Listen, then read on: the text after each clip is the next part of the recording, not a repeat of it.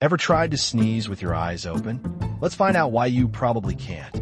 When you sneeze, your body triggers a powerful reflex to protect itself. It's not just about expelling irritants. Your facial muscles, chest, diaphragm, and even your eyelids join the party.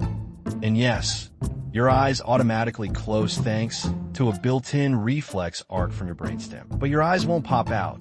That's just a myth. So technically, yes, it's possible to sneeze with your eyes open, but your brain really doesn't want you to.